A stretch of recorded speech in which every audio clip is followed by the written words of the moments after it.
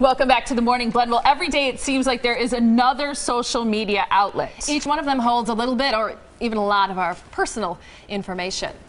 Phil Gerbyshak is a social media expert with some tips for staying safe online. And so much of our information is out there right now. We're so vulnerable.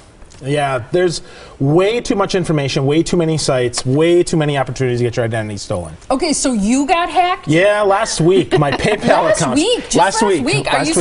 Are you still, because after my purse and my briefcase were stolen, all my information and everything, I cried for, well, like 12 hours. Did you cry when you got hacked? No, you know, I didn't. I actually got my password compromised like 3 weeks ago. It looked like somebody changed my password. And one of the first things that I know is if I see an email from any of the sites that I'm signed up for, I don't click any of the links because often they're hacks. They're people that are trying to get your information because typically they don't say, hey, here's an email, we want to verify your identity. They know who you are. So I didn't do that. That was smart. So I'm like, okay, no big deal. Went in, changed my password. And then last week, about 2 days after I got the password change email and I had to change mine, I got $1,400 taken from my PayPal account. Whoa. They compromised my password, they compromised my bank account, they put their own email address on there, and they thought they were being slick. They bought iTunes gift cards. Because if you add them up, $1,400, you could buy a computer on the Apple Store. So I think that's what they're trying to do. I don't know. We got it fast enough that PayPal shut the account down. The bank is refunding the fees right now. Actually, I talked to them last night, but it's scary for sure. I didn't cry, but I certainly wasn't happy. Did you feel violated? Absolutely. You feel violated. Yeah, well, especially it's not just me. inconvenience. It's a violation. Absolutely. It's my private information. You know, it's my password, my information, my bank account. Absolutely, definitely feel violated. So how do we stop this from happening? So, keep us safe, Phil. Yeah, well, you can't stop it. I mean, just being honest, you're probably not going to be able to stop it. But what we can do is we can take better precautions. So any site that offers two-factor authentication, what that means is user ID and password, and then it sends you something else. Now, typically via text, or you have to validate something else on there. Like name of your first pet. That's right. Your mom's maiden name, those kinds of things. Absolutely. Something else, because if the username and password are on the same page, and that's all you have, often that can get captured or scraped. So along those same lines, don't use public wireless to transact any sort of banking business. So it's like at a coffee shop or something, somewhere where they offer it for free. Like even shopping. Right, even shopping. Because you're putting your information on there. Anytime you're putting in more than just a username and password, you want to be really careful. Now, sometimes it's stored, so it might be okay, but I would say don't do that. In fact, I think what happened is likely I was on some public wireless somewhere at Jump Networks. That happens all the time. You know, we don't know exactly where we are online, so we have to be really careful. So unless you're home or unless you're on your phone not connected to wireless, don't bank.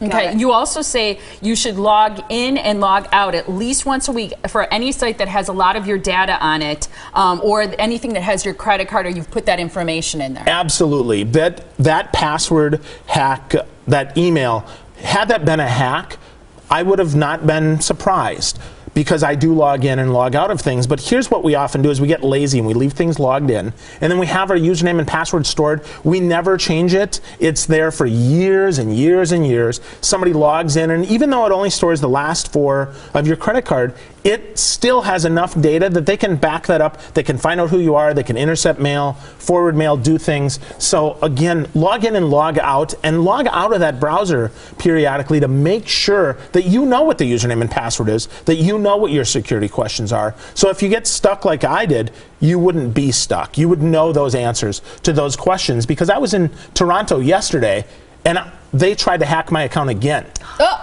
Yeah, so had I not had those security safeguards in place, I would have been in another country with no money in my bank account, just a passport, you know, hitchhiking home. That's and it's cold. That is not good. Yeah, it is. And you say to have a throwaway password. What does that mean? Right. So on sites that don't have a lot of your data, don't use your best password. Have a throwaway password. Have something that if somebody guesses, it doesn't matter. Because that way you don't feel so bad. Because what's going to happen is we saw the Target breach. We've seen a lot of the banks that, unfortunately, they get hacked and those passwords are stored. So if you have a throwaway password, you know, the Morning Blend, put in that for a password. I'm not saying that's not my password, so don't worry about that. But put something like that, Our right? producer's like, great, he just ruined Yeah, it. dang it, right? Give away all the secrets. But that's where, you know, you have something that's throwaway. It still should have some numbers, but don't worry about it. If it gets hacked, then you just change it. It's no problem. Are you a fan of having a passcode on your smartphone? And what about the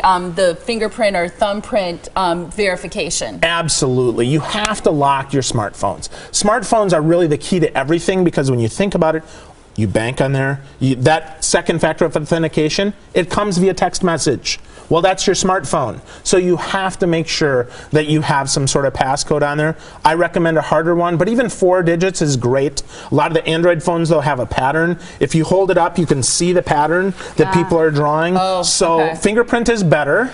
Less people are going to steal your fingerprint. And you know, you can put multiple fingerprints on your iPhone. So it's not just a thumbprint, but you can add up to 10. So you could add all of them, or if you really want to be secure, don't add the thumbprint, which is the default, and add a random finger that only you know. Okay.